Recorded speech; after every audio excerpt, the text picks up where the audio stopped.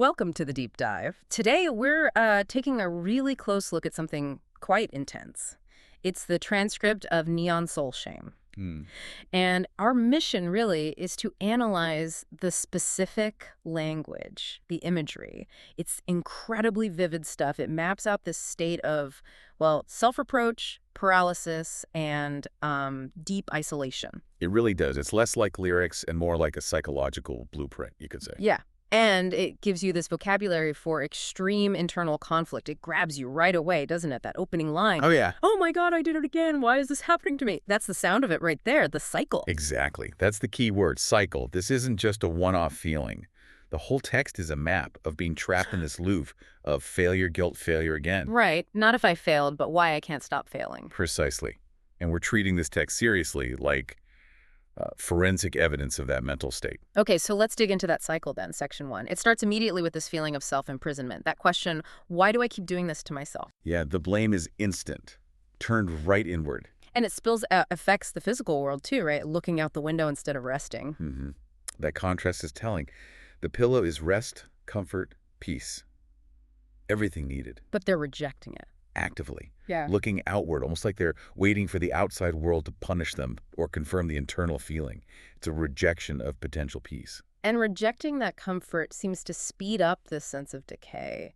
We get those images of loss, suffocation, leading to the roses are dead now. Yeah. Dead roses, okay, could be a bit cliche sometimes. Right. But here it feels different.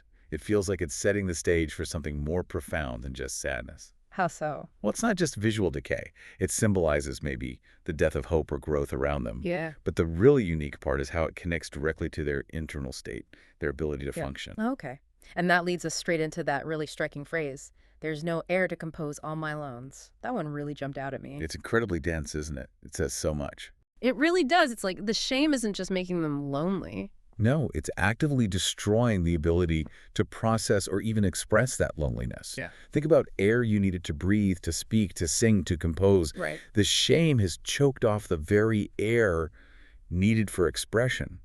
They're full of these loans, these plural lonelinesses, but have no way to shape them. They're creatively suffocated. Wow, creatively suffocated. That's a powerful way to put it. Mm-hmm. And that feeling, that suffocation, it's the perfect, horrible bridge into section 2, where being overwhelmed becomes like the main physical feeling. Exactly. The core crisis gets hammered home with that recurring line, I'm drowning my thoughts and I can't breathe. It's so visceral. It is. It's not just being sad. It's cognitive shutdown. Yeah. The thoughts themselves, the things that should help you figure things out, they become the water.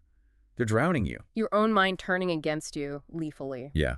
The mind actively suffocating itself. And if your thoughts are drowning you, then comes total isolation. And that's where we get this really strange, chilling figure.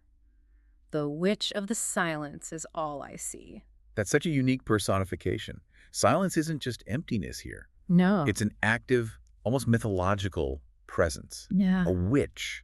Something malevolent that's causing the isolation, presiding over it. So it justifies the lack of help, maybe? It's not that no one can help, it's that the witch won't let them. Could be. Or it just embodies that feeling that the silence itself is an oppressive force hunting them. Okay.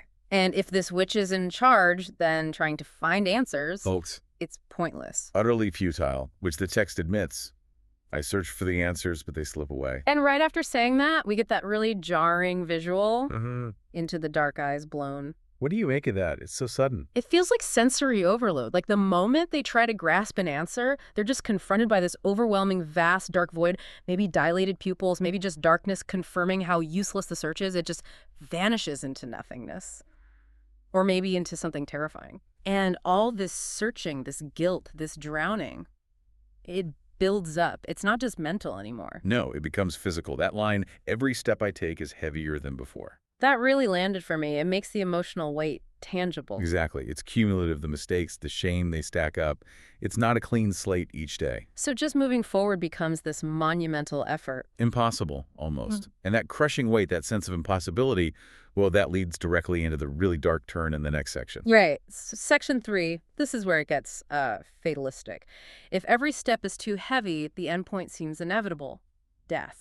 And it's linked directly to shame. This is probably the most shocking moment. We really need to sit with this line. I saw my name on the grave, And that was it. Just me, shame. And then again, I saw my name on the grave, and that was it. Just rest me, shame. Wow, the repetition and just me shame. It's like shame isn't something felt, it's what they are. Precisely. It's gone beyond emotion. It's ontological. It's their entire identity, their essence, their final definition. Shame is them. And the second version, just rest me shame. It's like shame is the only thing left to put to rest. Yes. It's built the identity and the final resting place. It's incredibly bleak. Shame has completely consumed the self. And if shame is your entire self, then communication, it has to break down, right? Which confirms what you said about the witch of silence. Absolutely. We see the attempts fail. I try to speak, but silence. Then I tried to scream, but nobody cared. It's like the internal void is just mirrored externally. Mm-hmm. And that failure leads to maybe the most complex metaphor in the whole piece, how it describes the breakdown of language itself. You mean it's hard to talk when words are night that got too deep? Yes, that one. It's wow. It really is. Words are supposed to bring light, understanding. But here, they've become the darkness. They're not tools anymore. They are the night. A night that's become too deep to navigate or escape. So trying to speak just pulls you deeper into the darkness. That's how it feels. The internal state is just too complex, too dark for language to handle. Words fail. They become part of the problem, part of the overwhelming night. Which just reinforces that whole atmosphere of despair. This night is cold and endless. Cold, endless night. And then that sudden flicker. I need to burn this silence. A desire for destruction, for warmth, for something to break through. Yeah, a desperate need for something to break the paralysis, the cold, the deep night of those words, some kind of combustion. And that desire, that desperate need, it brings us to the end, section 4, where there's this very strange plea for help, repeated over and over. Obsessively repeated, embrace my hands and watch me fall again.